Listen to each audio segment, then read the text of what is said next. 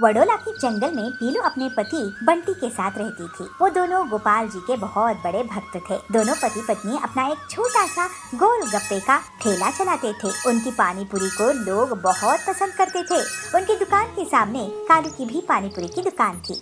वो बंटी और पीलू से बहुत नफरत करता था और हर समय इसी सोच में रहता था कि कैसे उन्हें नुकसान पहुंचाए। इनकी दुकान कैसे भी बंद करनी पड़ेगी। एक दिन बंटी और पीलू की दुकान में कड़क सेठ अपनी पत्नी बबली के साथ आता है। पीलू, हमें 2 प्लेट गोलगप्पे खिलाओ। ये लीजिए सेठानी जी। वाह पीलू, बहुत ही टेस्टी गोलगप्पे बनाती हो तुम। मेरी सहेली सुंदरी हमेशा तुम्हारे यहाँ से ही गोलगप्पे खाती थी। मैं कालू के यहाँ जाती थी, लेकिन अब से कभी नहीं जाऊंगी। ये तो गोपाल जी की दया है मैडम। हाँ, हम तुम्हें बड़ा ऑर्डर देंगे। उसके गोलगप्पे खाकर कड़क सेठ और बबली सेठानी बहुत खुश होते हैं और उन्हें एक बड़ा सा ऑर्डर देकर चले जाते हैं। कालू ये देखता रह जाता है। अब तो ऐसी बेइज्जती का बदला लेकर रहूंगा। फिर कालू अगले दिन कुछ गुंडे बुलाकर बंटी की पिटाई करवा देता है। इससे उनको दुकान बंद हो जाती है और पीलू बंटी का हॉस्पिटल में इलाज करवाती है। हे गोपाल जी, आप हमेशा हमारी रक्षा करते हो। इस मुसीबत में भी आपका आशीर्वाद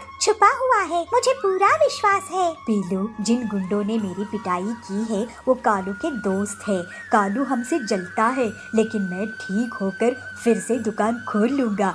आखिर हम गोपाल जी के भक्त हैं। हमें इन बदमाशों से डरना नहीं चाहिए।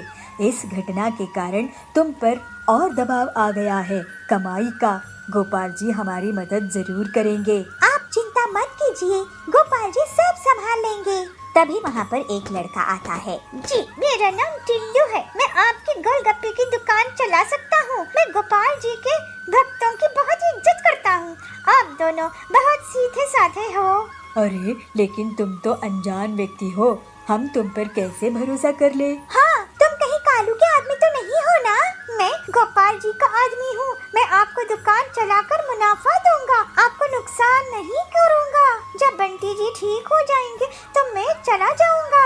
उसकी आवाज में ईमानदारी थी, तो दोनों गोपाल भक्त उसकी बात मान जाते हैं और 2 दिनों तक टिल्लू उन्हें पैसा कमा कर देता है। पैसों की चिंता मत करो पीलू, ये टिल्लू तो बहुत नेक दिल निकला। जी, आज के जमाने में ऐसे लोग कहाँ मिलते हैं। बंटी की दुकान फिर से चलते देख कालू सोचता है, अब इस टिल्लू को ठिकाने लगाना होगा। उसके गुंडे फिर से आते हैं। देखो कालू भैया, इन्हें वापस भेज दो, नहीं तो ये भी पिटेंगे और तुम भी बंटी के हॉस्पिटल में भर्ती होने के लिए तैयार हो जाओ। लेकिन गुंडे उसकी तरफ जाते हैं और अचानक से सभी गुंडे हवा में ऊपर नीचे पटकनी खाने लगते हैं। वो गोल गोल घूमने लगते हैं। कालू की भी अचानक से पटकनी होने लगती है और कालू की दुकान को टिल्लू एक मुक्का मारकर तोड़ देता है। तभी वहाँ पर पीलू और बंटी आते हैं। अरे टिल्लू, तुम इतने ताकतवर कैसे हो? तुम असल में हमारे रक्षक गोपाल जी हो। हे गोपाल जी, आप हमारे लिए गोलगप्पे बेच रहे थे। आपकी महिमा, आपकी दया अपरंपार है। टिल्लू से गोपाल जी अपने असली रूप में आ जाते हैं। बंटी, पीलू, तुम बहुत ही नेक दिल के मेरे भक्त हो।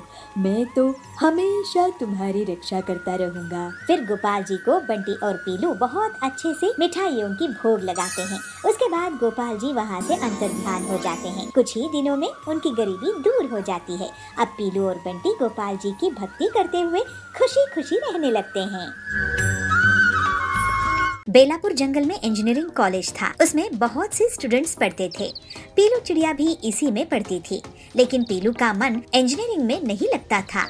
उसको उसकी माँ ने जबरदस्ती इंजीनियरिंग पढ़ने भेज दिया था। कभी कभी तो वो क्लास में ही सो जाती थी। एक दिन पीलू कैंटीन में खाना खा रही थी। उस कैंटीन का मालिक हरिया वहाँ आता है। पीलू, तुमने पिछले 6 महीनों से उधार नहीं चुकाई हो। अब से तुम्हें उधार देना बंद, या तो पैसा या फिर कैंटीन में काम करके पैसा उतरवाओ। तो पीलू कहती है, मेरी मम्मी जो भी पैसे भेजती है हरिया काका, वो तो ऐसे ही खर्च हो जाते हैं। आपका उधार चुकाने का एक ही तरीका है कि मैं यहाँ काम करने लग जाऊं। तो हरिया कहता है, अरे तुम आजकल के बच्चे भी ना, ठीक है अब से कैंटीन में काम करना शुरू कर दो। पीलू कैंटीन में काम करना शुरू कर देती है और बर्तन साफ करती थी, डस्टिंग करती थी, इडली डोसा भी बनाती थी और तो और दूसरे स्टूडेंट्स को सर्विंग भी करती थी। पीलू को सर्व करता देखकर बाकी के स्टूडेंट्स बहुत मजाक उड़ाते थे। एक दिन सुंदरी कहती है, देखो देखो पीलू को करने इंजीनियरिंग आई है लेकिन कैंटीन में नौकरी कर रही है। अरे क्या यही करने आई थी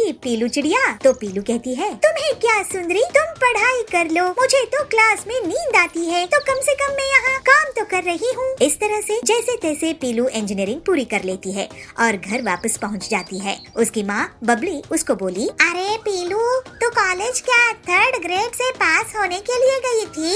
इतना पैसा खर्च करके तुझे इंजीनियर बनाई, अब तुझे मैं अपनी भाई की फैक्ट्री में नौकरी लगवा दूंगी। तो पीलू कहती है, नहीं माँ, तुम्हारी जबरदस्ती के कारण मैंने इंजीनियरिंग की है, अब मैं तुम्हारी जबरदस्ती से काम नहीं कर पाऊंगी, मैं अपना खुद का काम करूंगी। तो बबली कहती है, खुद का काम करना है तो मैं तुम्हें पैसा नहीं दूंगी। ये सुनकर पीलू सोच में पड़ जाती है। वो अगली सुबह अपनी पुरानी साइकिल रिपेयर करके उसमें एक बोर्ड लगाती है जिसमें लिखा होता है इंजीनियर का डोसा। पीलू साइकिल में ही डोसा बनाकर बेचती थी और सिर्फ 10 रुपए में बेचा करती थी। जल्द ही उसकी दुकान में लोगों की भीड़ लग जाती है। एक दिन बबली को उसकी एक अमीर सहेली पिंकी चिड़िया कहती है, अरे बहन, क्या तुम्हें पता है कि जंगल में एक बहुत बेहतरीन डोसा वाली आई है, वो सिर्फ 10 रुपए में डोसा बेच रही है। तो बबली कहती है, किसकी बात कर रही हो तुम? तो पिंकी चिड़िया कहती है, कोई है इंजीनियरिंग डोसा वाली। ये सुनकर बबली का सिर चकरा जाता है। ऐसे ही एक दिन पीलू के कॉलेज के स्टूडेंट्स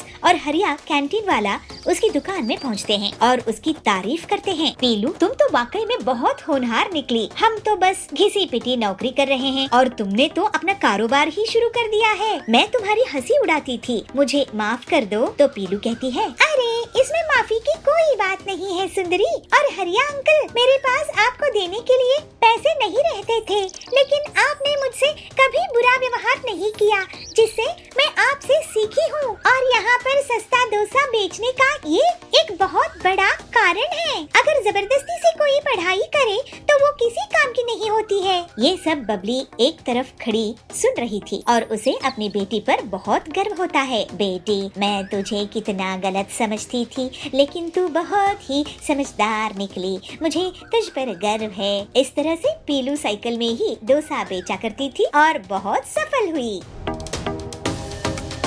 भागलपुर नाम के एक छोटे से गांव के जंगल में पीलू चिड़िया एक छोटी सी पिज्जा बनाने की दुकान चलाती थी। वो बहुत मेहनत करके अच्छी क्वालिटी की ब्रेड बनाया करती थी और उसी से पिज्जा बनाती थी। पीलू पिज्जा में ताज़ी चीज और ताज़ी सब्जियां भी डाला करती थी। पिज्जा बेचकर अपना घर का खर्च चलाया करती थी। उसके हाथ की ताज़ा ब्रेड और उसका बना पिज्जा लोगों को बहुत पसंद आता था, जिसकी वजह से उसके यहाँ हमेशा भीड़ लगी रहती थी। सभी पीलू की बहुत तारीफ करते थे। उसकी दुकान के सामने कालू कौवे का भी बेकरी की दुकान थी। वो पीलू से बहुत जलता था और एक दिन उसने अपनी दुकान में एक इंटरनेशनल ब्रांड का रेडीमेड पिज्जा बेचना शुरू कर दिया। कालू की दुकान अब बड़ी हो गई थी, जिससे पीलू की दुकान में अब लोग कम आने लगे। पीलू को घाटा होने लगा। हे भगवान, कितनी मुश्किल से मैं अपनी दुकान चलाती थी, घर में पिज्जा ब्रेड बनाती थी, घर में चीज बनाती थी और सब्जियां उगाकर पिज्जा में डालती थी।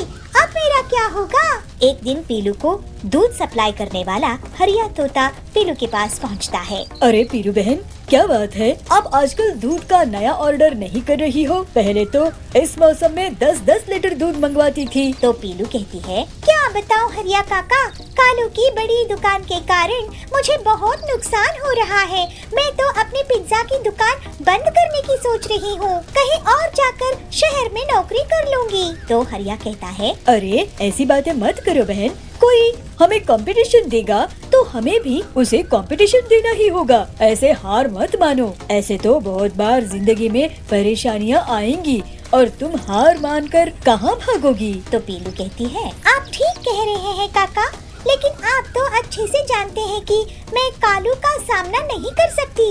जल्दी ही मेरा इतना नुकसान हो जाएगा कि मुझे उधार लेना पड़ जाएगा और मैं पूरी तरह से बर्बाद हो जाऊंगी। तो हरिया कहता है, तुम इतना मत सोचो पीलू, मैं तुम्हारे लिए एक रास्ता निकालता हूँ। मैंने सुना है कि यूरोप से एक नया चिकन आया है, पिंकी चिकन। पिंकी चिकन से बनी हुई चीजें दिखने में पूरी तरह से पिंक होती है और उसमें जरूरी विटामिन्स मिनरल्स भी होते हैं। अगर तुम उसका पिज्जा बनाओ तो मैं तुम्हें कम दाम में वो ला दूंगा और तुम उससे मुनाफा कमाना। पीलू तैयार हो गई और फिर हरिया उसको पिंकी चिकन लाकर देता है। यूरोप से आई पिंकी चिकन से पीलू शाम में पिज्जा टॉपिंग बनाती है। पीलू उसको हरिया को खिलाकर उससे पूछती है, हरिया काका ये पिंक पिज्जा है, तुम जरा इन्हें टेस्ट करके तो बताओ कि ये कैसे बने हैं। तो हरिया कहता है, वाह बहन, ये तो लाजवाब पिंक पिज्जा है, मैंने तो ऐसे कभी नहीं खाया। और फिर पीलू अपनी दुकान में पिंक पिज्जा बेचने लगी। उनकी दुकान में लोगों की भीड़ इकट्ठा हो गई और जल्दी ही पूरे पिंक पिज्जा बिक गए। इसके बाद आए दिन उसको हरिया पिंक चिकन सप्लाई करने लगा। पीलू अपने पिंक पिज्जा को बहुत कम दाम में बेचती थी। इसी वजह से कालू कव्वे की इंटरनेशनल ब्रांड की बेकरी अब ठप पड़ने लगी। पीलू के पिंक पिज्जा को अब बड़े बड़े ऑर्डर्स मिलने लगे और जल्दी ही वो बहुत अमीर हो गई। लोग उसके पिज्जास को बड़ी बड़ी शादी और पार्टी में ऑर्डर कर रहे थे, लेकिन पीलू ने कभी उसके दाम नहीं बढ़ाए। इस वजह से गरीब लोग भी उसके पिंक पिज्जा को खा सकते थे। एक दिन फोर्ड चैनल वाले उसकी दुकान में वीडियो शूट करने के लिए आते हैं। इसे पीलू और भी प्रसिद्ध होने लगी। फिर पीलू अपना जीवन हंसी खुशी बिताने लगी।